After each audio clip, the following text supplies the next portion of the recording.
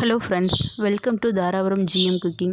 இன்றைக்கி நம்ம சுவையான வாழைக்காய் கிரேவி எப்படி செய்கிறதுன்னு பார்க்கலாங்க. இன்றைக்கி வாழைக்காய் கிரேவி செய்கிறதுக்குங்க நான் ஒரு 3 வாழைக்காய் மீடியம் சைஸ் வாழைக்காய் எடுத்து இந்த மாதிரி ஷேப்பில் கட் பண்ணி வச்சுருக்குறேங்க. நீங்கள் உங்களுக்கு எந்த ஷேப்பில் வேணுமோ அந்த மாதிரி கட் பண்ணிக்கிங்க. கட் பண்ணி நீங்கள் தண்ணிக்குள்ளே போட்டு வச்சுக்கோங்க, இல்லைன்னா காய் கருத்துரும். வேறு பாத்திரத்துக்கு மாற்றிட்டுங்க. அதோட பெப்பரும் உப்பும் போட்டு கலந்து நம்ம எண்ணெயில் பொரிச்சு எடுத்துடலாங்க.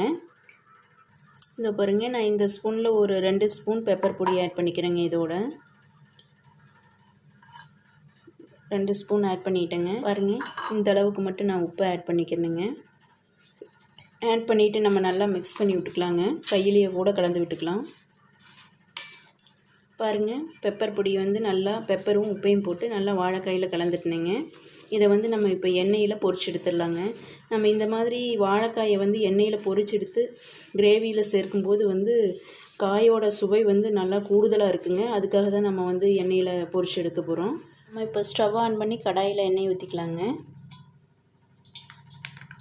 எண்ணெய் பாருங்கள் நல்லா காய ஆரம்பிச்சிருச்சு. நம்ம கொஞ்சம் கொஞ்சமாக வாழைக்காய் நம்ம கலந்து வச்சுருக்குறோம் இல்லைங்களா, பெப்பர் மிளகுத்தூளும் உப்பும் கலந்து வச்சு வாழைக்காயை போட்டு எடுத்துடலாங்க.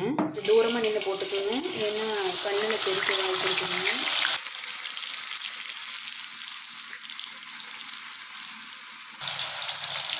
இது கிரேவியோடு அப்படியே இந்த காய் மிக்ஸ் ஆகி சாப்பிடும்போது சூப்பராக இருக்குங்க. ஏன்னா அந்த வாழைக்காய் எண்ணெயில் பொரிஞ்சு அந்த பெப்பரோட வாசம் எல்லாம் சேர்ந்து நல்லா டேஸ்ட்டு கொடுக்குங்க. அதுக்காக தான் நம்ம இப்போ பொரிச்சு எடுத்துக்க போகிறோம். ஒரு 20 செகண்ட் இருக்கும். அதுக்கப்புறம் நம்ம இப்படி கலந்து விடலாங்க. கலந்து விட்டால் தான் ஈவனாக எல்லா பகுதியும் வேகும். அதுக்காக மீடியம் ஃப்ளேமில் வச்சுட்டு ஒரு அரை வேக்காடு வெந்தால் போதுங்க. ஏன்னா நம்ம இன்னும் கிரேவியில் வாழைக்காயை போட்டு அதுலேயும் வேக போகுதுங்க. அதனால ரொம்ப வேகணுங்கிற அவசியம் இல்லை. சும்மா போட்டு ஒரு நிமிஷத்தில் பொரிச்சு எடுத்துக்கலாங்க.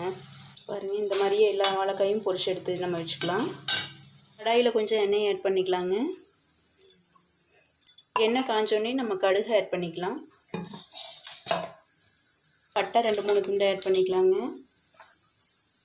1 டீஸ்பூன் அளவு சோம்பு ஆட் பண்ணிக்கலாம். கருவேப்பிலை ஆட் பண்ணிக்கலாங்க. சோம்பு பொரிஞ்சிருச்சுங்க. இப்போ இதோட நம்ம வெங்காயத்தை ஆட் பண்ணிக்கலாம். நான் வெங்காயம் ஒரு பெரிய வெங்காயம் மீடியம் சைஸ் எடுத்து கட் பண்ணிவிட்டு அதோட சின்ன வெங்காயமும் கொஞ்சம் எடுத்து கட் பண்ணியிருக்கேன். ஒரு 200 கிராம் அளவு இருக்குங்க வெங்காயம். 100 கிராம் பெரிய வெங்காயம், 100 கிராம் சின்ன வெங்காயம் நான் எடுத்துருக்கேங்க. வெங்காயம் வதங்கிறதுக்கு கொஞ்சம் உப்பு ஆட் பண்ணிக்கலாங்க. நல்லா வதக்கி விடலாம். வெங்காயம் பொன்னிறமாக ஆக வரைக்கும் வதக்கி விடலாங்க. அதுக்கப்புறம் நம்ம ஒரு இன்க்ரீடியண்ட்டை ஆட் பண்ணிக்கலாம். வெங்காயம் நல்லா வதங்கிடுச்சு. நம்ம இதோட நான் பாருங்கள் கொஞ்சம் இஞ்சி பூண்டு இடித்து வச்சுருக்கேங்க, அதை ஆட் பண்ணிக்கலாம். நல்லா பச்சை வாசனை போக வரைக்கும் நம்ம கலக்கி விடலாங்க. இஞ்சி பூண்டு நல்லா வதங்கிடுச்சுங்க. இந்த ஸ்டேஜில் நான் பெருங்காயத்தூள் கொஞ்சம் ஆட் பண்ணிக்கிறேன். பெருங்காயத்தூள் எதுக்காகன்னு பார்த்தீங்கன்னா வாழைக்காய் வாயு தொல்லை கொடுக்குன்னு சொல்லுவாங்க. அதனால் கொஞ்சம் பெருங்காயத்தூள் ஆட் பண்ணிக்கிறேங்க. இப்போ 2 மீடியம் சைஸ் தக்காளி பழத்தை கட் பண்ணி வச்சுருக்கிறேன், அதை ஆட் பண்ணிக்கிறேங்க. தக்காளி பழம் நல்லா மசிய வரைக்கும் நல்லா வதக்கி விட்டுக்கலாங்க. இப்போ தக்காளி பழம் நல்லா மசிஞ்சிருச்சுங்க. குழம்பு மிளகாய் தூளுங்க, நான் வீட்டில் அரைச்சது ஹோம்மேட் பவுட்ரு. இது இந்த ஸ்பூனில் 2 ஸ்பூன் ஆட் பண்ணுறேங்க. வரமிளகாய் தூள் அரை டீஸ்பூன் மட்டும் ஆட் பண்ணிக்கிறேங்க. இப்போ இதை நல்லா கலந்து விட்டுலாங்க. மசாலாவில் பச்சை வாசனை ராஸ்மல் போக வரைக்கும் நல்லா கலந்து விட்டுட்டு மஞ்சள் தூள் கொஞ்சம் ஆட் பண்ணிக்கிங்க. மஞ்சள் தூள் இவ்வளோ ஆட் பண்ணிக்கிங்க. இதையும் நல்லா மிக்ஸ் பண்ணி விட்டுருங்க. டைமில் நம்ம தேங்காய் ஒரு அரை மூடி எடுத்து ஜாரில் போட்டு வச்சுருக்குறேங்க. அதோட ஒரு 5-6 முந்திரி பருப்பு ஆட் பண்ணிக்கலாங்க. கூடவே 1 டேபிள் ஸ்பூன் அளவு கசகசா ஆட் பண்ணிக்கலாங்க. இதை நம்ம இப்போ பேஸ்ட் பண்ணிட்டு வந்துடலாம். மசாலாஸ் எல்லாம் நல்லா வணங்கிடுச்சுங்க. நல்லா பச்சை வாசனை போய் நல்ல ஒரு குட் ஸ்மெல் வருதுங்க. இந்த ஸ்டேஜில் நம்ம வறுத்து எடுத்து வச்சுருக்குறோம் இல்லைங்களா, இந்த வாழைக்காயை ஆட் பண்ணிடலாங்க. வாழைக்காயை ஆட் பண்ணிவிட்டு தண்ணி கொஞ்சம் ஊற்றி கலந்து விட்டுலாங்க. இப்போ பாருங்கள், தண்ணி நான் கொஞ்சம் ஆட் பண்ணிட்டேன். ஒரு 200-300 மில்லி அளவு தண்ணி ஆட் பண்ணிட்டேன். உங்களுக்கு எந்த அளவுக்கு குழம்பு திக்னஸ் வேணுமோ நல்லா கிரேவி மாதிரி இருந்தால் தான் சூப்பராக இருக்குங்க. நம்ம செய்கிறதே வாழைக்காய் கிரேவி தான், அதனால் நம்ம ஒரு அளவாக மட்டும் தண்ணி ஆட் பண்ணிக்கலாம். பார்க்கும்போதே கலர்ஃபுல்லாக இருக்குங்க. இப்போ நம்ம ஒரு கொதி வரட்டும். ஒரு கொதி வந்ததுக்கப்புறம் நம்ம அரைச்சி வச்சுருக்கிற பேஸ்ட்டை ஆட் பண்ணிடலாங்க.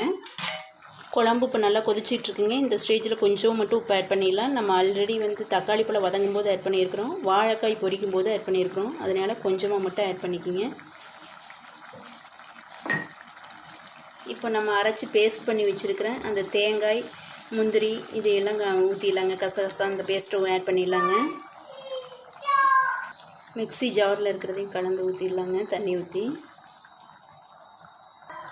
நல்லா கலந்து விட்டுடலாங்க.